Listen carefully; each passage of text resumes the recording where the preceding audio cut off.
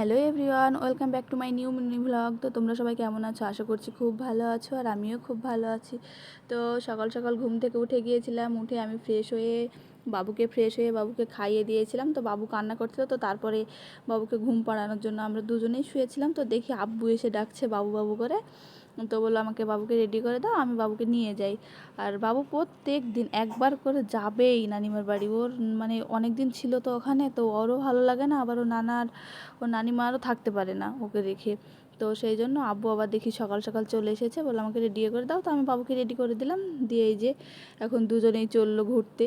এখন যাবে গিয়ে ওই তাও 12টার দিকে আসবে, অনেকটা টাইম থাকে এখন।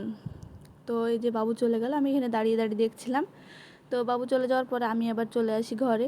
তো আমি ভাবলাম এখন তো ফাঁকা, এখন অনেকক্ষণ থাকবে, তো আমি বাসি কাজগুলো সব আস্তে আস্তে এবার সেরে নিই, যেহেতু হাতে অনেকক্ষণ সময় পাবো। আবার বাবু অনেকক্ষণ থাকবে, তো আমারও তো কাজ করতে সময় লাগবে, বাসি কাজ অনেকই থাকে। তো সকালে উঠে আমার কিচ্ছু কাজ হয় না বাবুকে নিয়ে থাকতে গিয়ে, শুধু কান্না করে, আর কোল থেকে যখনই বসে দিব আবার কান্না করতে লাগবে, তো আমার কোনো কাজই হয় না সেই জন্য। তো আব্বু প্রত্যেক দিন সকালে এসে নিয়ে যায়, তো তারপর আমি কাজটা বেশ হাতে পাই।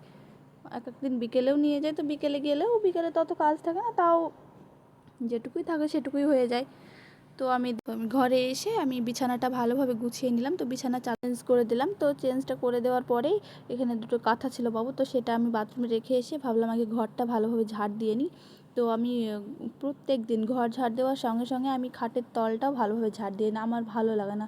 আর যেহেতু ছোটো বাচ্চা ঘরে, তো খাটের তলায়ও সময়ে চলে যায়, তো নোংরা থাকলে সেটা হাত দিবে এবং মুখে দিবে, তো সেটা তো ঠিক না বাচ্চা যেহেতু। তো সেই জন্য আমি সবসময় চাই যে একটু ভালোভাবে সবসময় পরিষ্কার রাখতে, যেহেতু ছোটো ছেলে আছে বাড়িতে। তো তাই আমি এই দিকটা ঝাড় দিয়ে ভালোভাবে ওই দিকটাও ঝাড় দিয়ে নিলাম।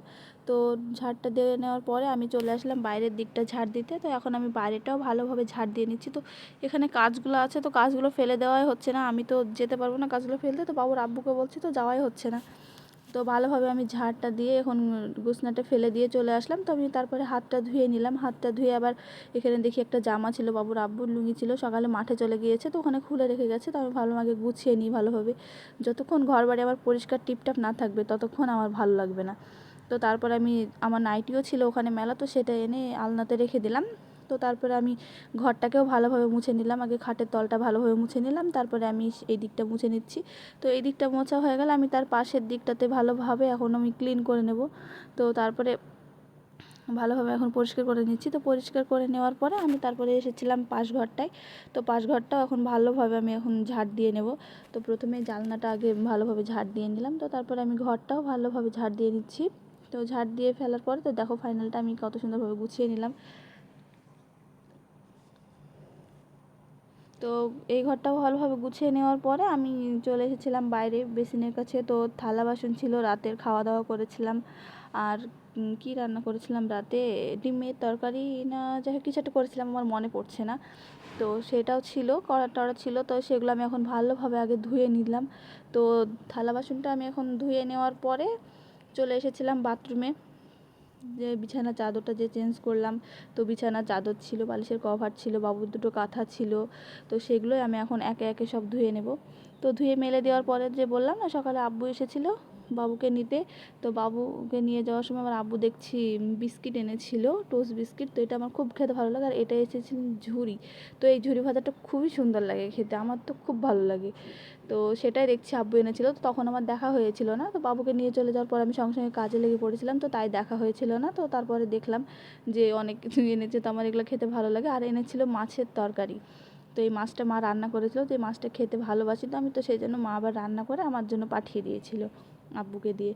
আর আমি এখানে রান্না করছিলাম ডিমের তরকারি, ডিম দিয়ে আলু দিয়ে একটু ঝোল করব। তো ভালোভাবে এখন আমি আলুটাকে কষিয়ে নিচ্ছিলাম, কালারটা দেখছো কি সুন্দর লাগছে, খেতেও মজা হয়েছিল।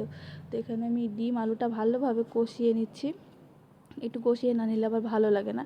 তো তারপরে আমি হালকা একটু পানি দিয়ে দিয়েছিলাম যাতে মশলাটা পুড়ে না যায়, আর পানি না দিলে তো মশলাটা পুড়ে যায়, ভালো লাগে না। আর একটু পানি দিয়ে আবার একটু কষিয়ে নিলে পরে খেতে বেশ ভালো লাগে, মশলাটাও পুড়ে যায় না।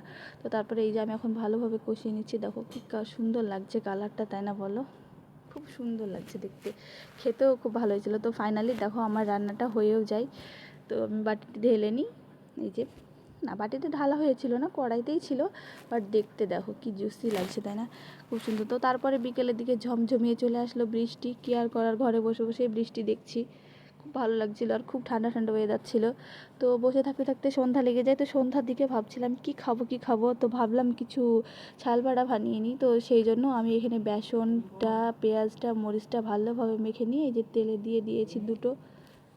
তো তারপরে দুটো দিয়ে দিয়েছিলাম, আচ্ছা আগে দুটো ভেজে দেখি আগে ঝালটা লবণটা ঠিক আছে, কিন্তু সব বাস ঠিকঠাক ছিল। তো আজকের ভিডিওটা এই পর্যন্তই, বাই বাই।